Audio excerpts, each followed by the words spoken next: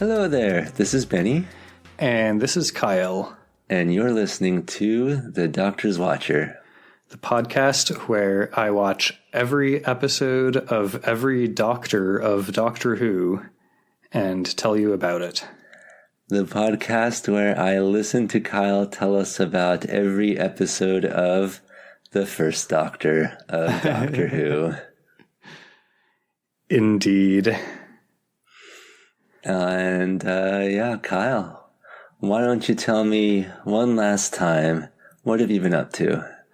What have I been up to? I have been up to having some minor surgery recently and awaiting another one because, as Benny knows, and at least, one or two of our listeners probably, I have had a little bit of a skin tumor that the doctors are trying to cut out of me, and it is not a great thing to have, so I'm glad to be having it removed, but it is also kind of just grows in different directions, and so they don't really know necessarily exactly what bits they should be cutting. So the surgeon I've been seeing has removed most of it with local anesthetic, but she's like, we need to just get you under general with a plastic surgeon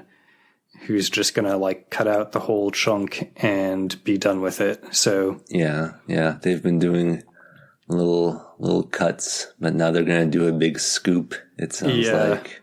Yeah, pretty much. It was a tumor that I had years and years ago and had removed years and years ago, but seems like they must not have gotten all of it, and took it a long time to grow back to the point of being noticeable again. But well, you've been doing a really good job of getting it looked at periodically, just to make sure that it wasn't coming back. So I'm glad that you caught it. And listeners, not to get too serious, but to get a bit serious, fairly serious. If you have something on your skin, something on your body you've never seen before, you don't know where it came from, get it looked at. Indeed. Never hurts to make sure, and it could really make a big difference in your health. Yeah. Yeah, and to be clear, listeners, this is technically a skin cancer. The treatment is surgical. I'm not going to have to undergo chemo or radiation or anything. But yeah, technically it is a cancer that I do not want to have in me. Yes, which can be said of, I think, most cancers. Well, Kyle, I think since our listeners can't tell you now that they wish you a good, that their surgery goes well and your recovery is swift and as relatively painless as possible.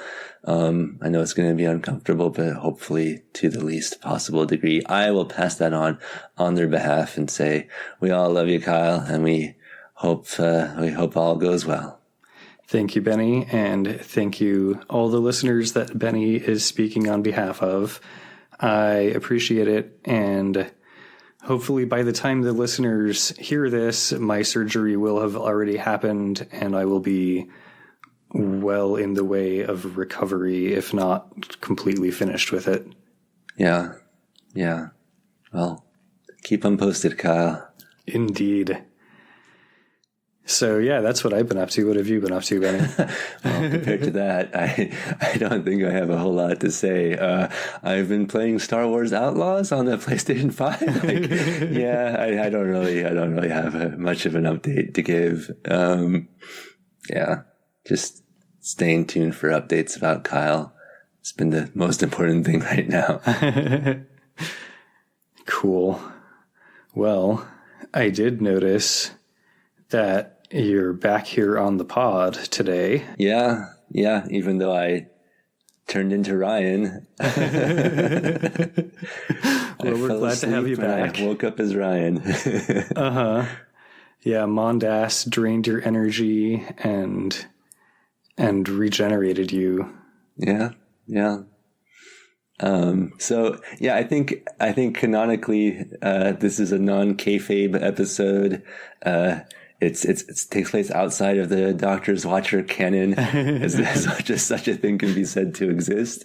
Because technically, I no longer exist as many in the Doctor's Watcher canon. I am now, or the listener, the co-host, whatever you want to call them, is now Ryan. But Kyle was kind enough to let me back on the show one last time to talk about the first Doctor and do like a bit of a retrospective wrap-up type of deal. Indeed.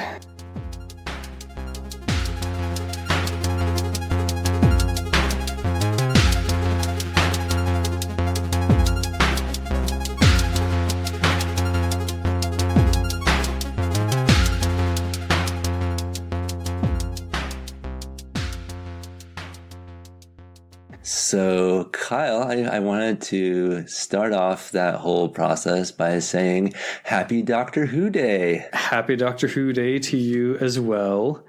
We are recording this on November 23rd. Sorry, you were about to say that, I think. Today is indeed the 23rd of November in 2024. That makes it, what, the 61st anniversary of Doctor Who. Mm-hmm. That also makes it the 5th anniversary of the Doctor's Watcher.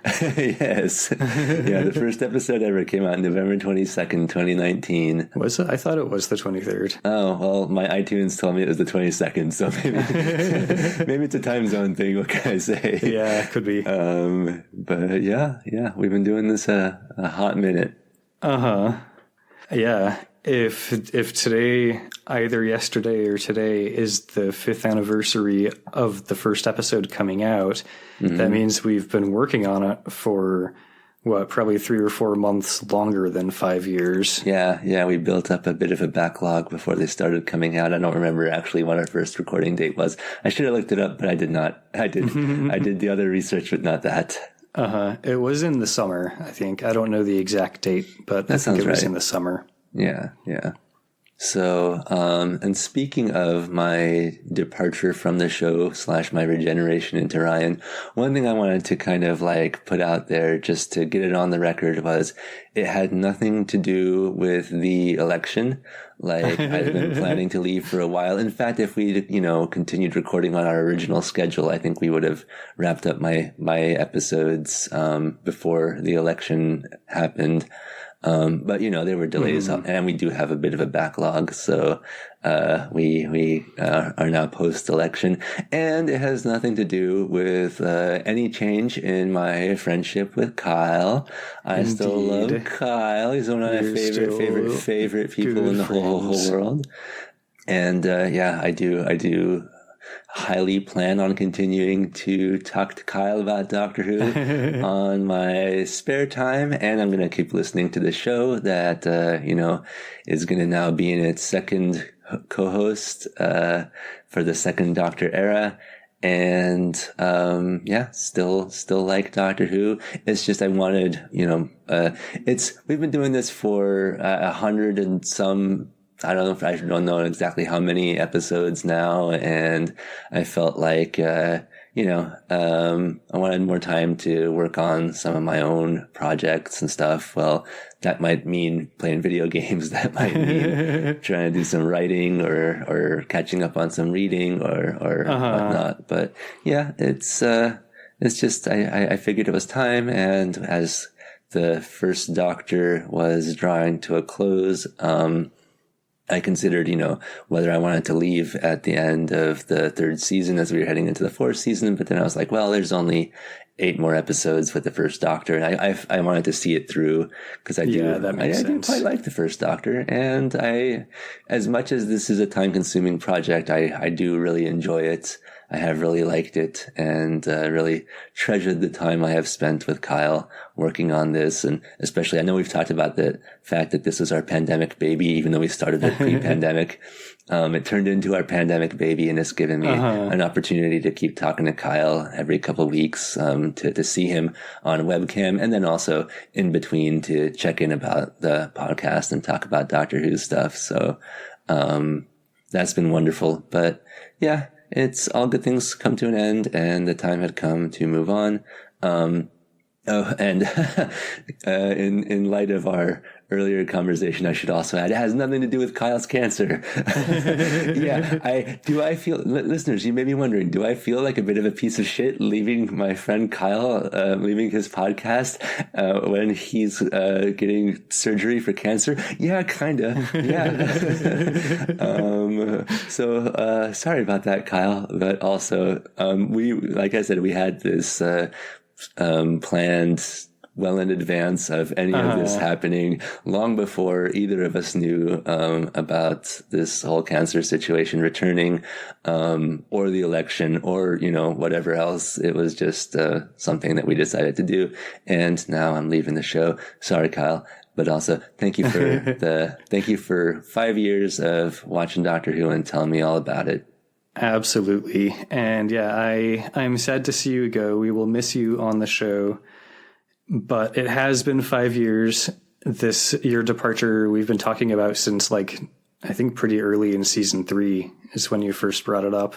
Yeah. So yeah, it's been on the calendar for a long time. And I will say that I completely understand not wanting to edit a podcast for the next 30 to 40 or 50 years. So yeah. It's quite an undertaking you've set for yourself, Kyle. Yeah, so I'm glad for the time that we've had together on the show. I think you have made an impact on the podcast that I'm sure will carry on. And I've heard about how in TV shows, like the person who directs the very first episode of the show ends up getting residuals from the whole series because they kind of set the tone. Nice. And I feel like you're kind of in a similar position. Like you kind of set the tone for the whole series. No, I thought you were going to tell me you're going to send me residuals.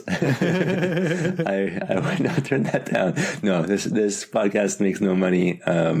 We have no sponsors, nor do we charge anything for it. So yeah, indeed, the residuals are just people's goodwill, and I have always been grateful for that.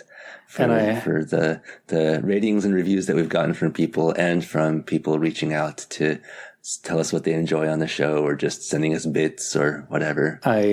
I will still give you your full residuals for all of those. Yes.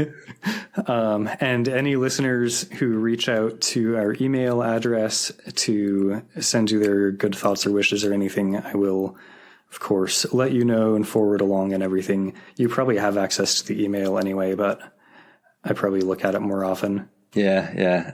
I'll be honest, I don't really check it much. But yeah, listeners, don't worry about me leaving the show or whatever. Please just send Kyle his good wishes, because he, wish him a good recovery and all that. It's not about me. It's not about me, listeners. And I think that we're going to be doing another, maybe handing off the torch to Ryan later in this episode. But I'm just going to say really quickly too, I think Ryan's awesome. We were in a D&D game a couple of years ago, and I really enjoy hanging out with him and stuff. And I know that the show is in good hands, and I think that he's a great choice to be your new co-host. So nice.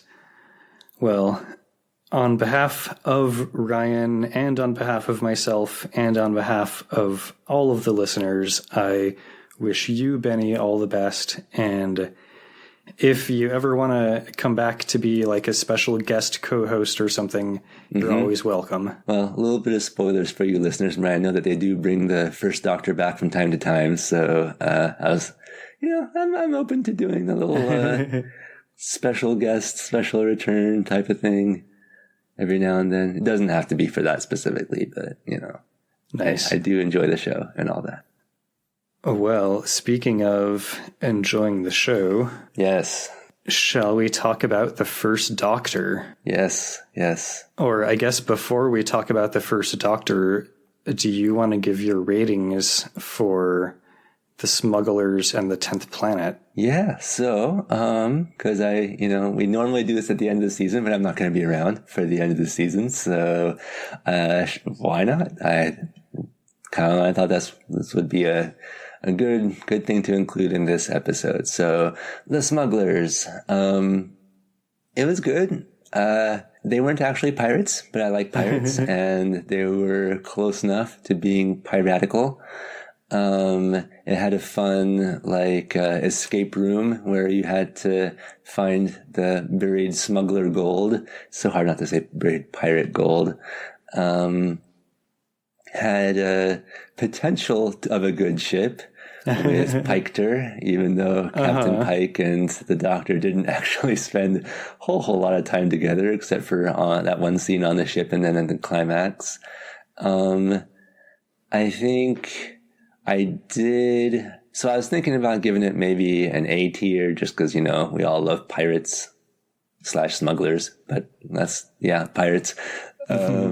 And it was kind of fun. I did then end up dropping it down to B tier because of the racism.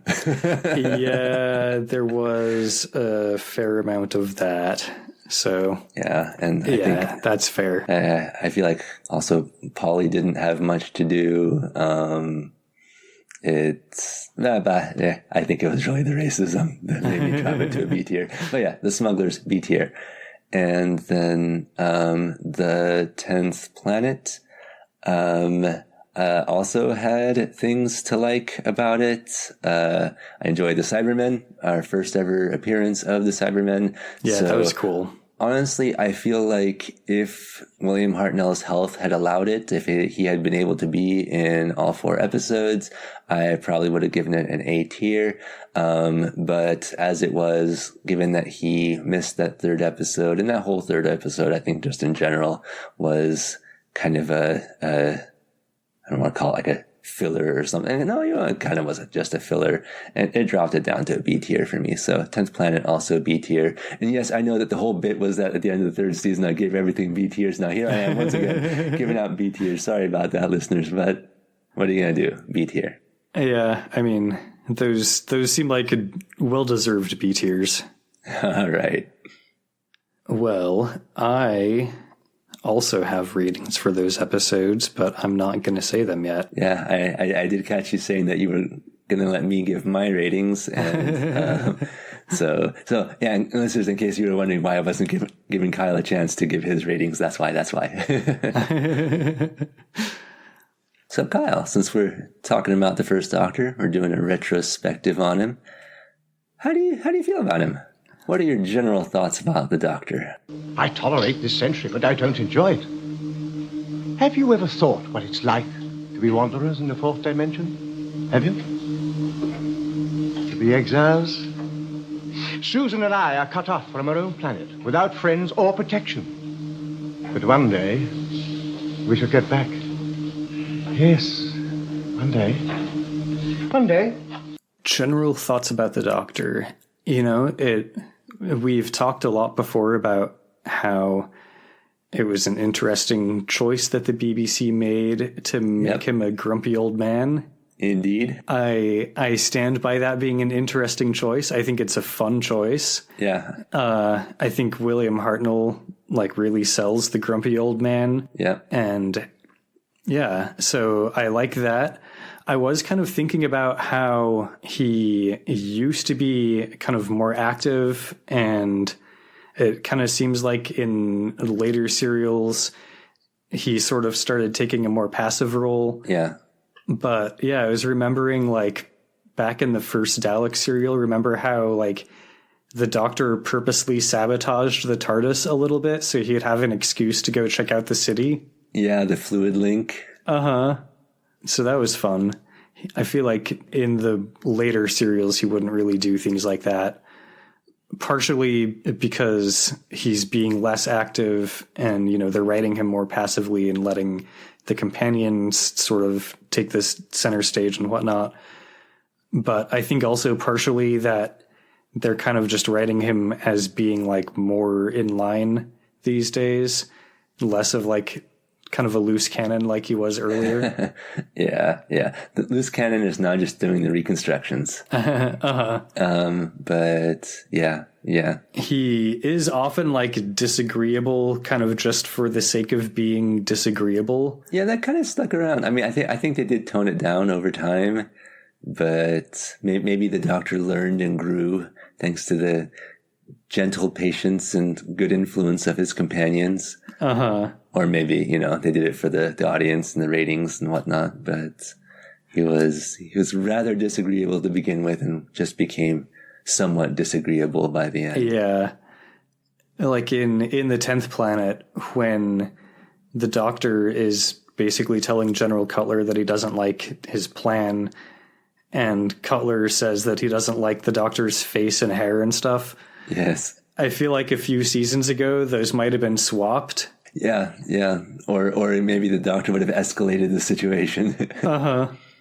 I can see by your face that you're not certain. You don't understand. I knew you wouldn't. Never mind. There are also like a few, I guess, inconsistencies with the Doctor's character that I noted. One of them is how, most of the time he's anti-weapon and anti-violence.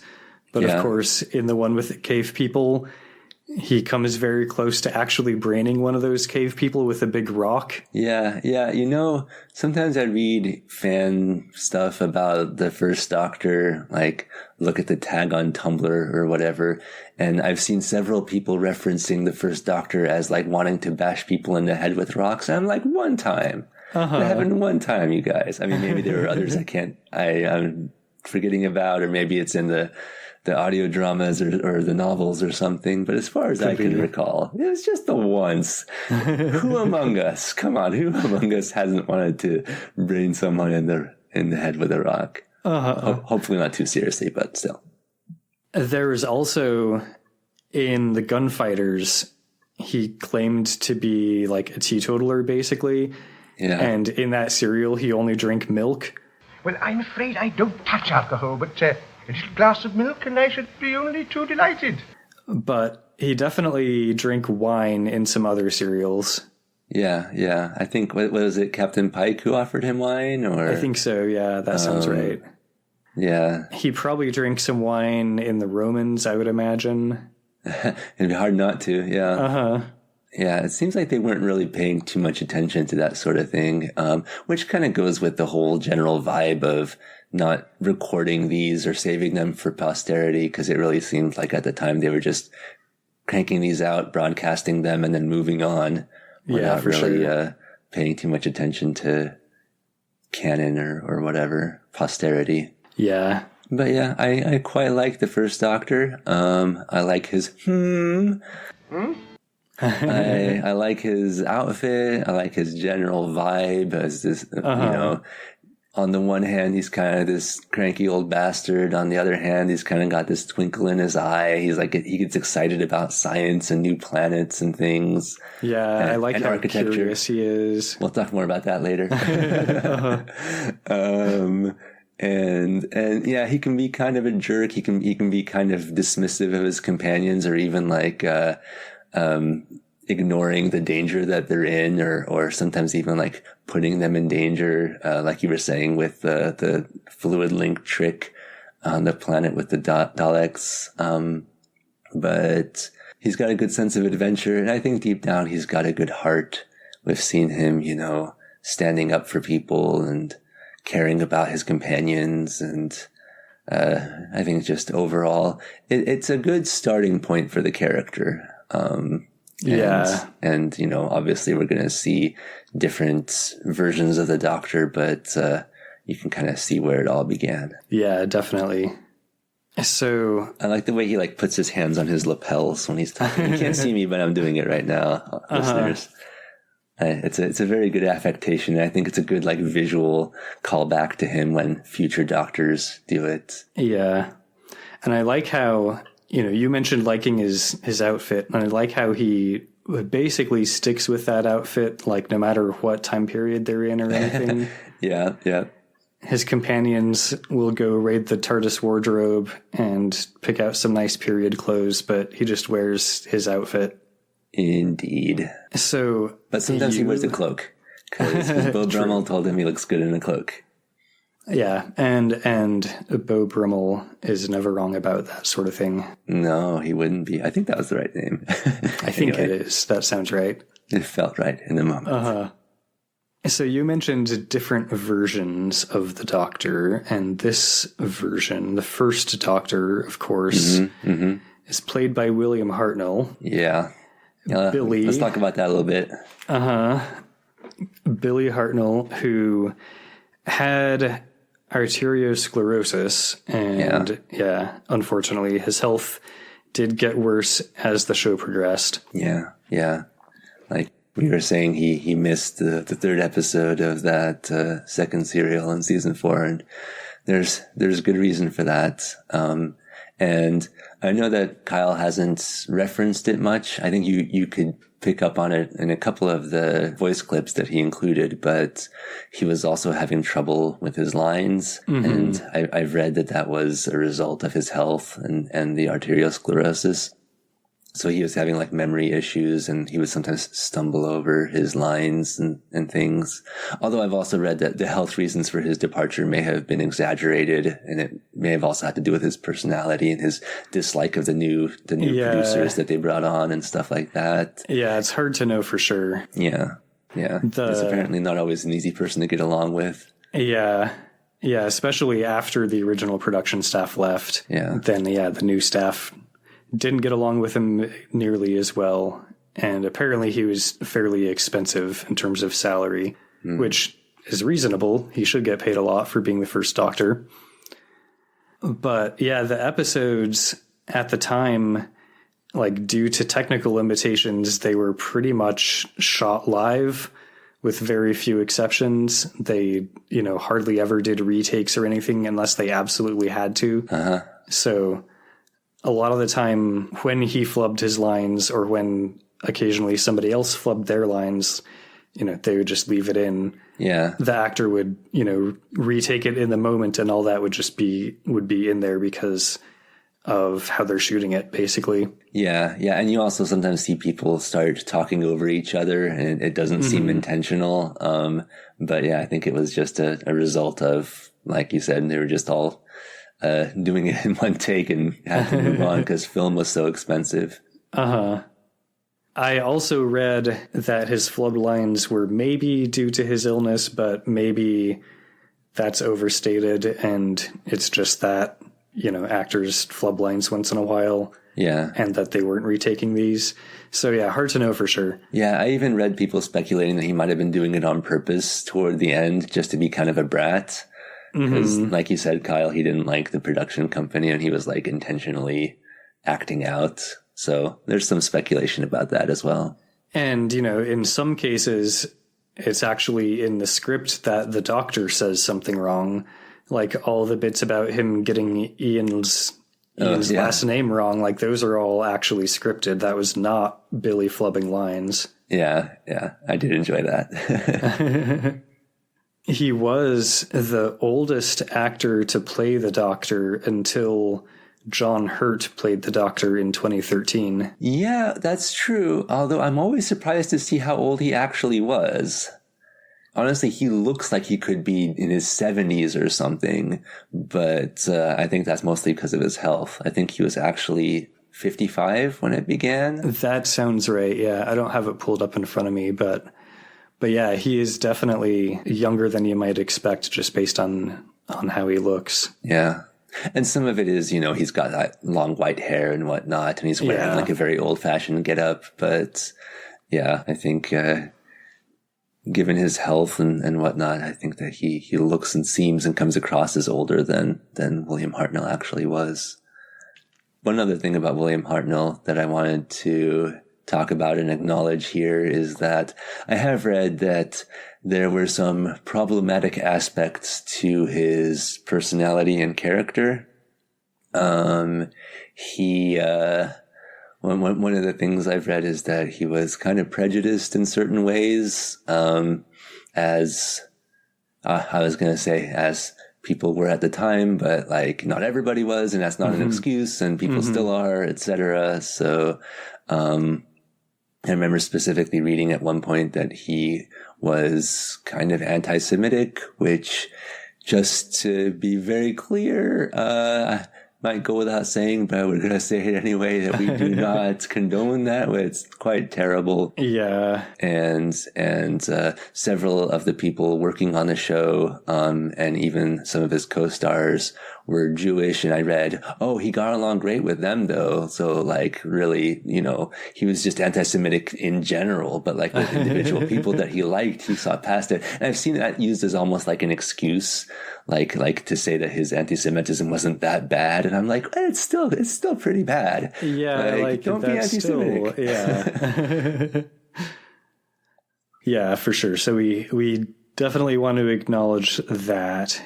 And yeah, like Benny said, a lot of people at the time had similar views, but that does not excuse it, and that does not make it okay, because a lot of people at the time did not have those views. Yeah. And a lot of other people at the time who also did not have those views were actively harmed by those views. So yes. Very true. Very true.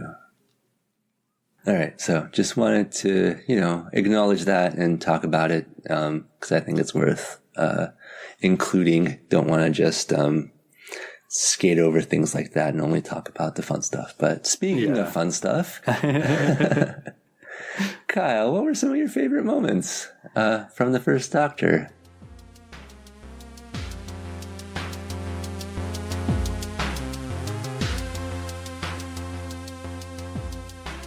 I hope you're enjoying this episode, so I'll keep this mid-roll short so you can get back to it. If you enjoy our podcast, please leave us a review and a rating and tell a friend. And now back to the Doctor's Watcher.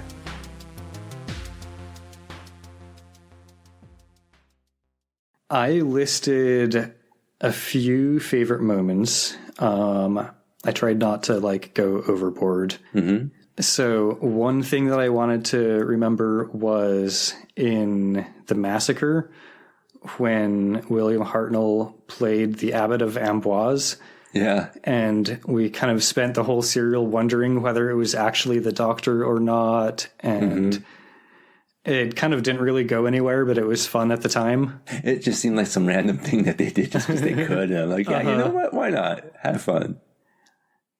On sort of similar lines, I wanted to remember in The Reign of Terror when the Doctor just pretends to be a government official and gets the cloak and the sash and everything, and goes and talks to the other government officials, and they're all just like, oh yeah, cool, you're the mayor of this little town, I guess.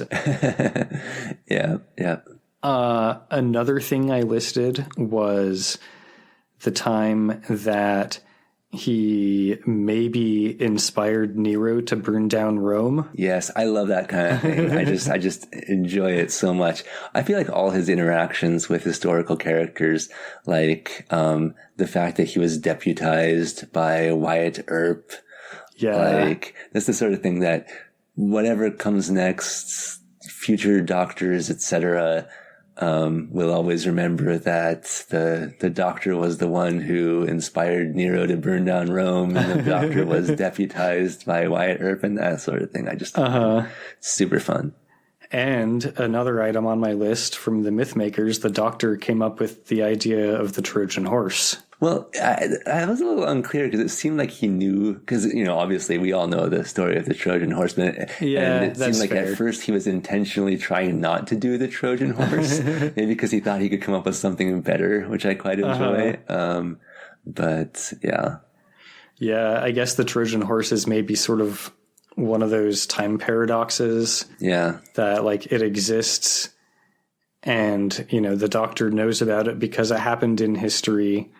but it happened in history because the Doctor knows about it, but he only knows about it because it happened, but it only happened because he knows about it. And who doesn't love a good paradox? And the last item on my favorite moments list, I'm sure I could have come up with like 20 more, but like I said, I was trying to not go too overboard. But I wanted to call out the time that the Doctor stole a bunch of clothing from a street merchant, but it was okay because the clothing was already stolen to begin with. Yes. A bit convoluted. And to be honest, I'm not sure if I really fully followed it, but yeah, that was fun. I think that was in the Crusades. Yeah, that was in the Crusades. I'll add some of my favorite moments just from this whole era, not just specifically about the first Doctor, but I really enjoyed in the Dalek planet where everything is turned to stone, where we see the little weird creature that's turned to stone. It's just so random. Cool. I just kind of love it. It's just kind of cute and dumb. The petrified forest. Yeah. And then in that same serial where Barbara is walking around and she's like touching the walls, and then she sort of like touches the fourth wall as she's like feeling her way around. Yeah. That was a moment that I quite enjoyed and I wanted to call out. But to mention specifically a first Doctor moment, I really enjoyed where he was in the lab with the lab with all instruments, or the lab with everything in it, or something like that. Yeah, like every scientific instrument he would ever want or whatever. Yes. Well, perhaps if I had to choose, a well-equipped laboratory with every conceivable instrument. Yes. It will be arranged. That was such a good bit. Yeah. And like we already talked about, I like his interactions with historical figures, especially named ones that we can recognize. That's always fun. So speaking of characters, I guess, that was a very loose segue. Oh, no, it's an excellent segue. I love it, Kyle. The first Doctor had several different companions. Yes. In the time that we saw him, and I was wondering who your favorites were. Well, Ben and Polly were fine, and I liked Stephen and I liked Dodo, but at the end of the day, I think my favorites are the classics. Ian and Barbara and Susan. Nice. I had Ian and Barbara as my top favorites, but then for my third, I actually picked Vicky instead of Susan. Oh, yeah. Did I not mention? I think I skipped over Vicky. I did quite like Vicky. I do think she was an improvement over Susan in terms of what we see in the show. I think what I like most about Susan is the potential that she has. And I wish that they'd kind of like, I don't know, had different writers or something, or my fanon interpretation of her could be canon, where they really lean into her developing psychic powers in that one serial. I think that was the Sensorites. I think so, yeah. And her being a Time Lord and being the Doctor's granddaughter. I feel like all that had so much potential. They never really do much with it. All she does is like scream when scary things happen. Yeah, they could have done a lot more with her than they did. I think that's part of why I didn't pick her, is that her potential went unused. Yeah, and I do quite like Vicky. I don't know why I didn't say that. I should have. She's great. And Stephen's great. I think that the two of them made a really good, I think, kind of replacement for the original companions. Yeah. I think I'm also still a little bit mad at John Wiles for writing Vicky out of the show. So that probably also influences my pick of her. We're still saying John. Kyle's definitely shaking his fist. And, special shout out to Sarah Kingdom, who may not technically be a companion according to some definitions, but she's a companion in my heart, and I do quite like her. Yeah, I liked her a lot too. Rest in peace to Katerina, who, didn't really accomplish much or go far as a companion, but worth remarking on her all the same. Never quite really understood what was happening during her time as a companion. Yeah.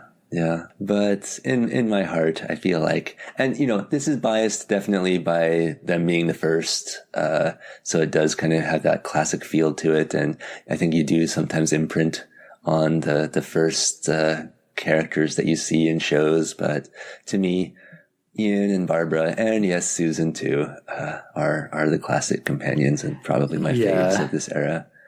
Yeah, for sure. And I've seen some fans saying, oh, it's such a shame that Ian and Barbara never became an actual couple on the show. But I think I've said this before, but I figured it's worth saying again. In my heart, yeah, off screen, they were totes making out, listeners. I do think it's just one of those things where, like, it's a kid's show and kids don't want to see their kind of probably mom and dad figures on the show, swallowing each other's tongues every week. But in my heart, the two of them, when they were on the TARDIS between missions, they shared a bunk. Yeah, and, for sure. They had a soundproof room. I think in my headcanon, they didn't even become a couple on the show because they were already a couple before the show even started. I like that too. Although, there were certainly moments where it seemed like they were warming to each other and their relationship was deepening. That's fair. There was one bit, I think, where Barbara was saying how much she missed everything from home, and Ian said something like, "You still have me." Yeah. That was good. Yeah. But speaking of Ian and Barbara, Kyle, why don't you tell us what were your favorite ships? So I wasn't sure if we were talking about just in general or specifically of the Doctor, and I only listed a few, and they were all specifically of the Doctor. Ah, fair enough. So the first one I listed is Toy Makesor. Yeah, that is one of the top ships, I think, of the whole first Doctor era. Yeah, I like that ship a lot. The Toymaker was a great foil for the Doctor. The ship is very close to being fully canonical in the script itself, which is always fun. Well, listeners don't run into contradict Kyle on that. just let him have this. And yeah, it's cool that the Doctor like already knew about the Toymaker and that there's this character for him who's kind of like on his level that he can face off against. And yeah, that was a lot of fun. I liked that ship a lot. Yeah. I also, I guess, speaking of ships that are basically canonical, one of our very early ships with the Doctor was, of course, Kemector. Yeah. I think the only canonical romantic relationship that the first Doctor had. I think so, yeah. And that, of course, is with Kemeka in the Aztecs. She was the lady that he met in the gardens who, hung out together with him and gave him information about the temple and everything, and then he made her cocoa. Oh, yes, he made her cocoa. And we all know what that means. Yes, we do. Yeah. So, yeah, I will always think about the Kemector ship, of course. And the other one that I wanted to call out, which also originated in the Aztecs, is, of course, Docatecture. That one, I think, I hope that one continues regardless of incarnations of the Doctor. The flame of Docatecture must ever burn brightly. Docatecture later on in the War Machines kind of became Docanism. I see those as two different ships. Are they? Okay. In my mind. All right, I can go with that. Excellent and very important. Well, if we consider those to be different ships, then I have 4 ships on my favorite ship list. Hey.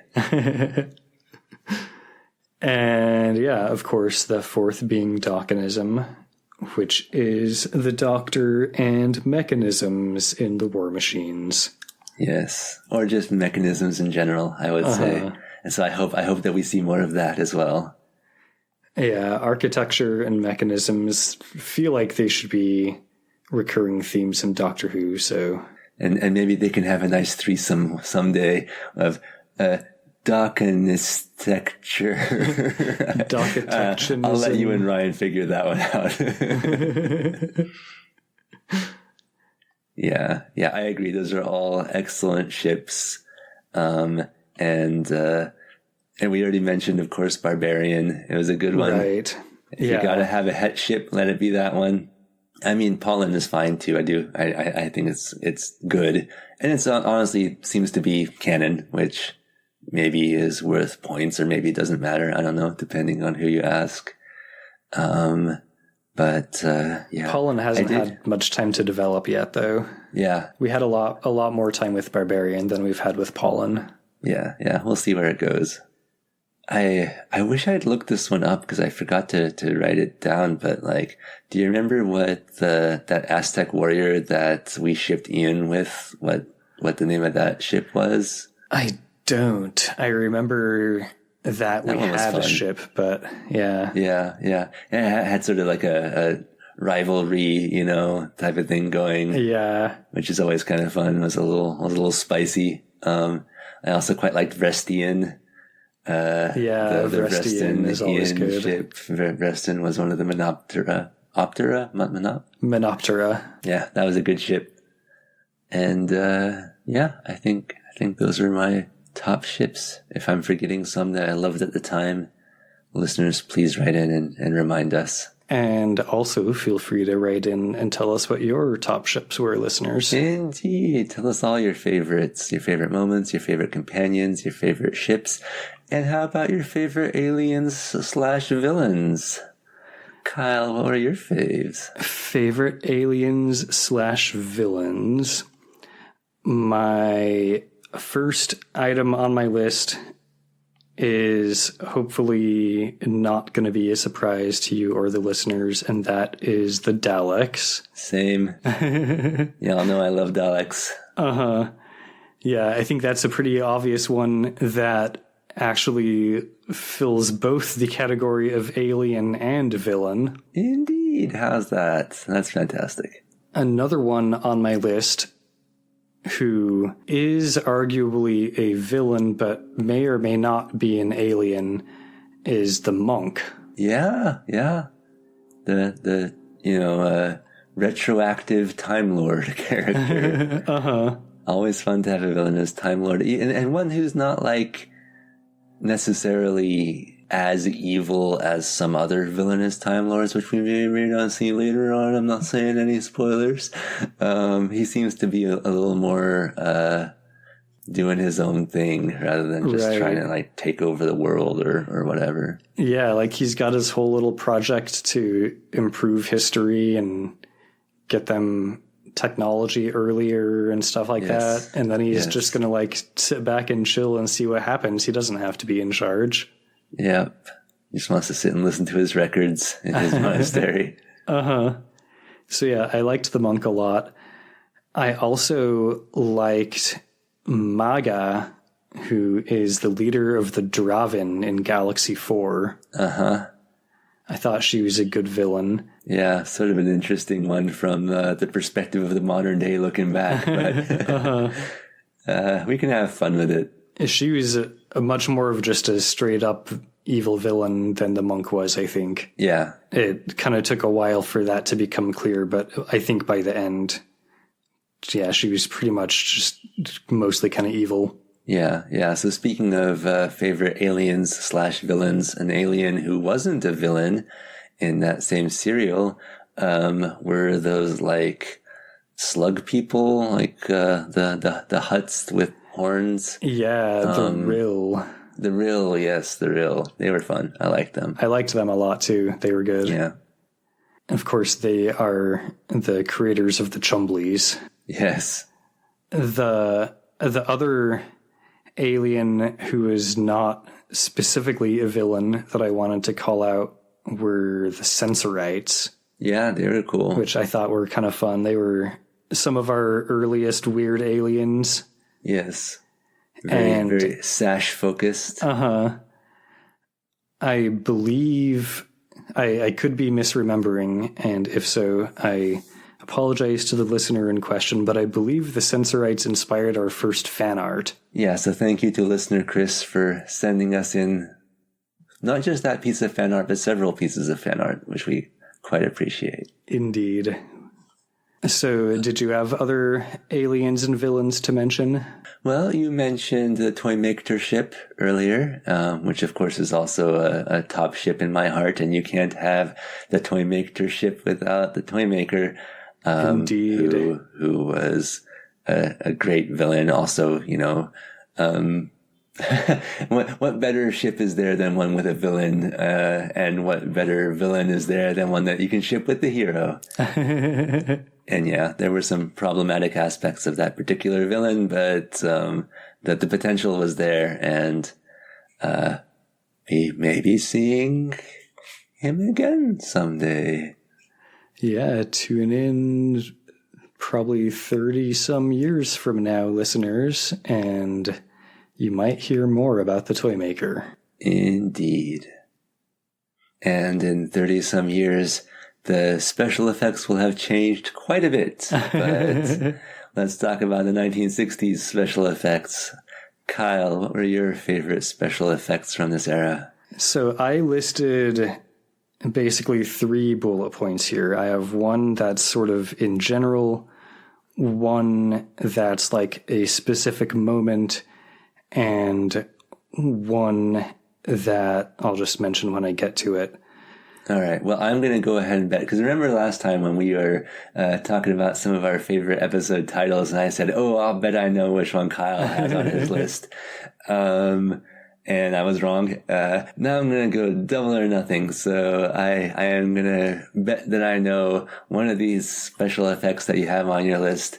And if I get this one wrong, I think I bet my life on it last time, so I'll die twice if I get this one wrong. But I am going to bet that one of the special effects on your list is film negativization. We shall see. Oh my goodness. All right, Kyle, won't you tell us what your 3 favorites were? So my first one, the in general one, is model work, basically. Yes, the tiny TARDIS was also on my list. Yeah, to be fair, I didn't actually make an actual list. I just have these in my head. But yes, it was definitely on there. I feel like they don't really use the tiny TARDIS very much anymore. Like, mostly when we're seeing the TARDIS, we're seeing the Fool thing, which is really a shame. Yes. I miss the tiny TARDIS. Yes. But we do still get the occasional, model alien spaceship on a wire. Yes. And, model base with, a matte painting backdrop. Yes. And those are always great. I love those. Agreed. My specific moment that I wanted to mention as one of my favorite effects is in the Ark when the Refusian is floating the giant statue for the people. And the camera starts at the top of the statue. Yes. And it moves all the way down to the bottom, and the statue is clearly off the ground and floating. Whoa. And nothing is supporting it for the entire uncut shot of the whole statue. Yes. And how did they do it? I will go behind the scenes in my imagination, my headcanon of what happened here. I mean, it's gotta be this. Is that, some stagehand basically held the bottom of the statue while the camera was looking at the top of the statue. And as the camera moves down, by the time the camera is looking at the bottom of the statue, the stagehand is now holding the top of the statue. TV magic. So yeah, TV magic. I thought that was a very fun moment. It looks cool. It's effective. And I'm sure it, cost them 50 pence or something, Yes. even that. Excellent. And the third bullet point on my list.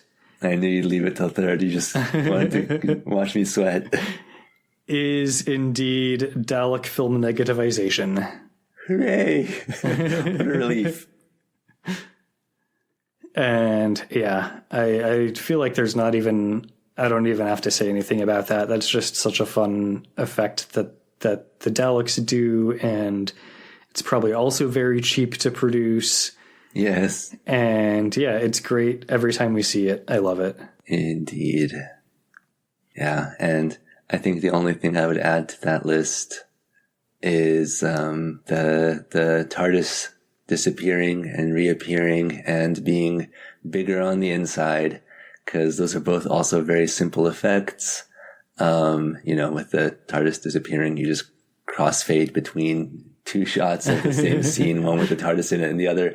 And then the incredible special effect of you have your actors walk into a tiny police box, and then you cut to them on your TARDIS set. And look, it's bigger on the inside. I love it. Yeah.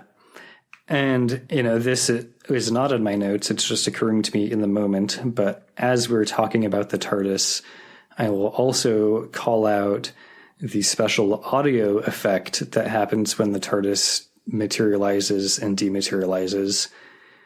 It is a classic noise that we've all heard and we all love, produced probably by like the BBC radiophonic something or other. Mm-hmm. And I believe it involves like scraping keys across piano wires or something like that. Excellent. And I'm sure there's other stuff going on, not to mention like the processing and stuff that happens. And yeah, it makes an iconic noise that I love to hear.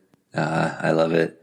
Now, this back of a piano was actually owned by the BBC Radiophonic Workshop, and they were responsible for all kinds of sound effects. Now, what I have here in my hand is a coin. If I rub a coin down the bass strings, you may remember or hear something familiar.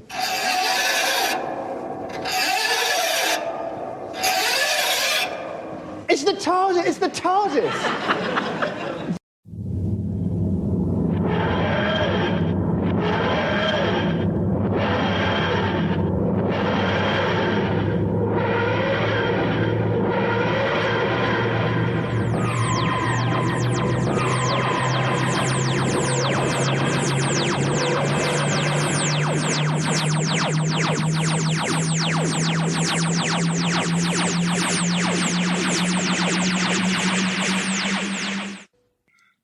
Well, we are coming toward the end of our outline for this episode.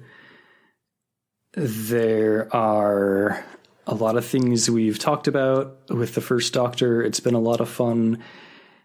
And of course, we started this episode talking about our podcast itself and Benny's decision to leave the show, and my bringing Ryan on as a new co-host.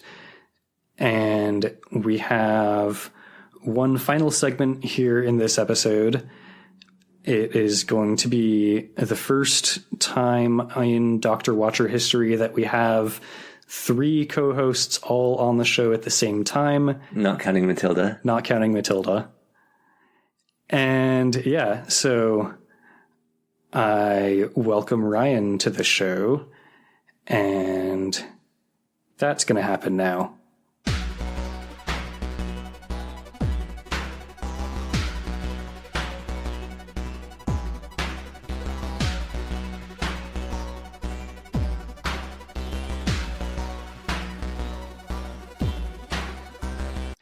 So, listeners, the timelines have gotten wibbly wobbly and timey-wimey.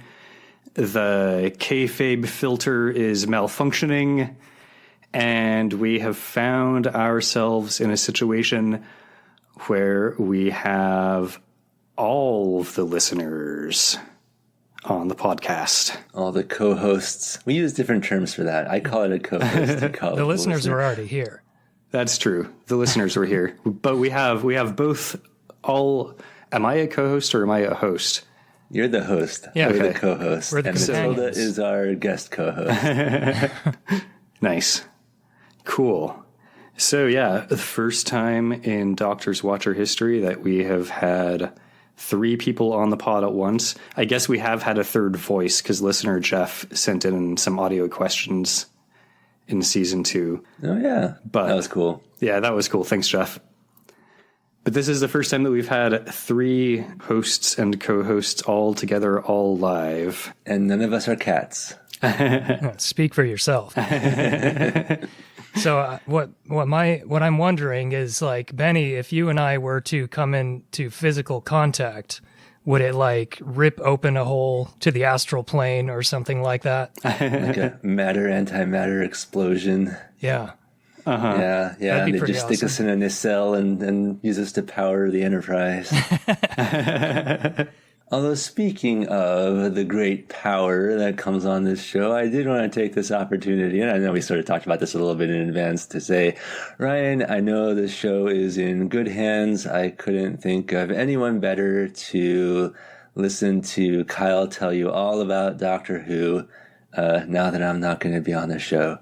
So I hope you have an awesome, great time. I know that you're going to be a fantastic co-host, almost as good as me. That's my hope. My hope is that you do an awesome job and everyone loves you and you have a fantastic time, but you're not quite as good as me, so that people are like, wow, this guy's, I can't believe we've had to listen to Benny for over 100 episodes when Ryan is so much better. Well, yeah. Well, thank you. That's very kind. And I mean, I totally agree with that. Like, there's no way I could fill whatever size of shoes you wear. You know. I mean, no, I'm bullshitting. I should be more serious and like more genuine and say, you're gonna do your own thing. It's gonna be different, but it's gonna be great, and our listeners are in for a treat. Well, I'm very excited, and I will definitely miss you. But yeah, I'm super excited to be the new companion. Fantastic. On that note, I have a special presentation that Ryan and I actually collaborated on, Benny. Oh. And yeah, I will go ahead and get that started now. It's been a long time that you were on the show. You were the first Doc, but now it's time to go. You got so old and we're sorry that you're a bit too old to act. So we're not gonna make you do it no more, no we're not, and that's a fact. 'Cause I've got faith of the TARDIS, going Nice. where the ship will take us through both time and space. We can go anywhere, friends to know, ways to grow. Lyrics from Reading Rainbow, take a look in a book. 'Cause I've got faith. Faith of the TARDIS.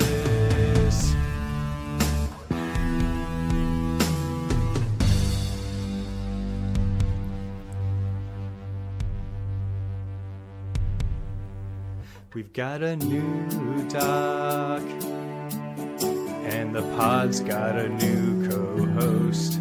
Yeah, things are changing,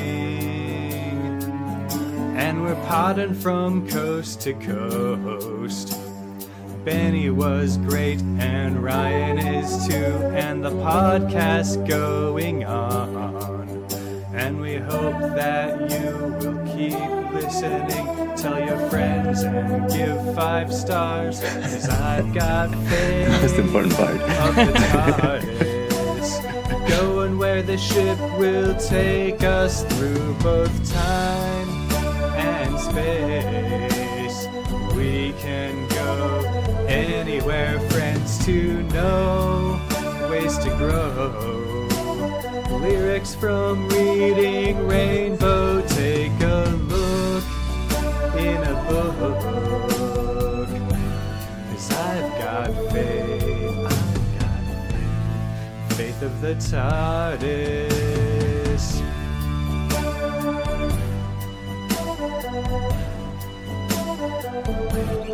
Faith of the TARDIS.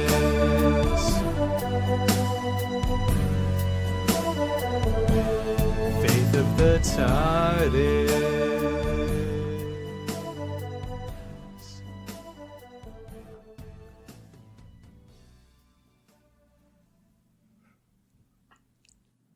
Incredible. That was a fun one. It Nice. was. It certainly was. So yeah, Amazing. like I said, it was a collaboration. I did the lyrics and Ryan did the music. Yep. Well, that I never would have guessed. Had a couple of thoughts as to what this might be, and that was not one of them. Nice. So, Kyle, one thing I kind of wondered about that is where did you get the inspiration to put the Reading Rainbow references, which were awesome? Partially it was originally just because I was trying to think about like, we're going where the ship can take us. And then I was like, it can go anywhere in time and space. And that sort of felt like it was kind of getting close to Reading Rainbow lyrics. And then I also have this mug that just sits on my desk. Cool. It's a picture of LeVar Burton, and it says, "I can go anywhere, I can be anything." So Reading Rainbow is just kind of always like in the back of my mind when we're recording. And yeah, so when the lyrics I was thinking of kind of started bordering and verging on Reading Rainbow, I was just like, fuck it. Sweet. You can't fight it. You have to lean into it. Well, that sound at the beginning of the original podcast music was also inspired by Reading Rainbow, which kind of has some similar sounds to the Doctor Who theme song. Nice. But that kind of weird, I never knew. Sparkly. I was sort of trying to like replicate the beginning of the Reading Rainbow song, which is nearly impossible to replicate. I found out, but I got a cool sound from it, and that's in the theme song for this podcast. Right on. Nice. Yeah. Listeners, I don't remember if we've ever actually clarified this or not, but Ryan is Circuit 23. Oh yeah, yeah, Yeah. yes. Yeah, when you guys were closing out the season 4, episode 8, and I was listening to that part of the episode because I was doing the edit for the whole thing, and I was writing to both of you, and I was like, I can't wait to find out how you guys thank Circuit 23 in this one. And then you didn't actually thank Circuit 23, and I was like, oh man, Sorry. missed opportunity. You better apologize. You better apologize to Circuit 23. Don't apologize to me. You respect Circuit 23. He makes good music. I like it. Me too. Thanks. Listeners, if you have not downloaded Circuit 23's album, you can do that on Bandcamp, SoundCloud. What's the best way? Probably Bandcamp. Bandcamp's the one that you get money from, right? I mean, I guess. I haven't really seen much, but that's okay. Capitalism is dumb, but music is awesome. Yeah. So, Well, that's the one that lets people actually buy the album, I think. So yeah. That's what I I mean, meant. that's always I'm not saying you're in it for the money, because I know you're in it for the love. indeed. But yes, Bandcamp is where you could buy the album, even physical copies like CDs or, LPs, vinyl. Yep. I have some Circuit 23 music on vinyl, in fact. Cool. And yeah, my partner and I have been playing a lot of records recently. I need to make sure that one gets into the rotation. Sweet. I have the album on vinyl too, but I've never actually heard it that way because I don't own a record player. Yeah, I bought the MP3s, but I don't have it on vinyl either for the same reason. Cool. Looks nice on the wall. That's cool. Oh, yeah, that's true. Cool. Well, y'all, I think I'm going to go, regenerate or whatever. So Have fun traveling through time and space, and I'll keep listening, and I'll be very curious to hear who's drinking the cocoa and who's admiring the architecture and who's a person of action and when our characters GTFO in every episode. Don't forget the ships. The real reason we all tune in. Well, cool. Yeah. I mean, if I have any advice, it's just to have fun with it and make it your own. You know, as much as I was joking about our old bits, you can, you know, toss our old bits that you don't want to do anymore and make up new bits or put a new spin on the old bits that you like, or just see what direction your heart takes you, or I should say what direction the TARDIS takes you, because we have faith of the TARDIS. Indeed. We do. Well, cool. On that note, shall we activate our timey-wimey D-wobblifier and get this pod back on track? All right. Only if we all make the noise that we think it makes at the same time. All right, count of 3. 1, 2, 3.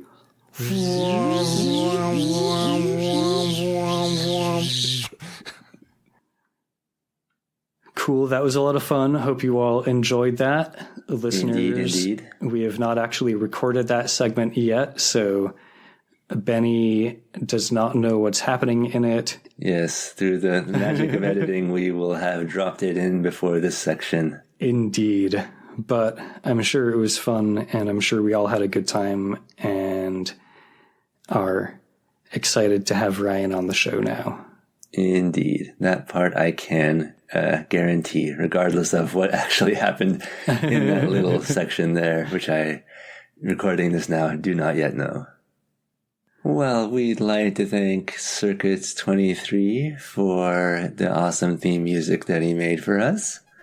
You can find him on SoundCloud and Bandcamp, and always feel free to write to him at circuits.23@gmail.com. Man, I'm getting a little nostalgic here, Kyle. This is starting to feel like something here. Yeah. The last time I do this bit. Well, Kyle, thank you so much from the bottom of my heart for watching Doctor Who for every episode of the First Doctor and telling me all about it.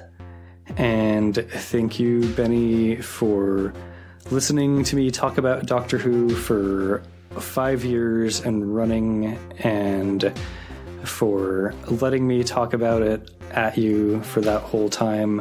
Also, way back even before that, thank you for reading my Doctor Who blog. Yeah, that was sort of the precursor. Uh-huh. I suspect you may have been the only reader of. I don't actually know. I don't know. It must have been someone else.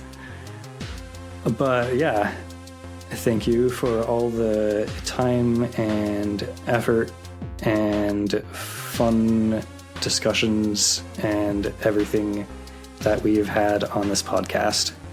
Indeed. And thank you, listeners, for listening to me, listening to talk about Doctor Who.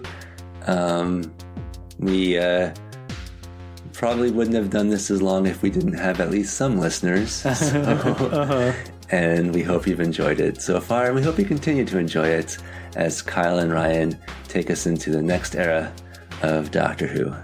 Indeed. And yeah, this is a bonus episode on our off week, so tune in 1 week for our next serial that I have not said the name of yet because they didn't put it in the words at the end of the episode. Indeed. Well, listeners, I won't be here, but hopefully you will in 1 week for that serial. Bye. And that's a wrap on Benny.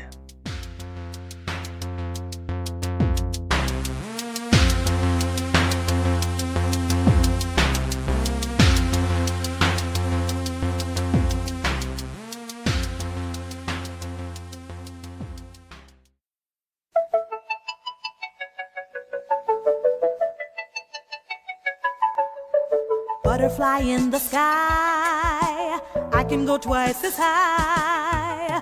Take a look, it's in a book, a reading rainbow.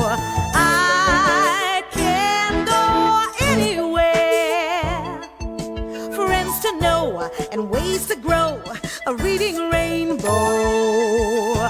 I can be anything. Take a look, it's in a book, a reading rainbow.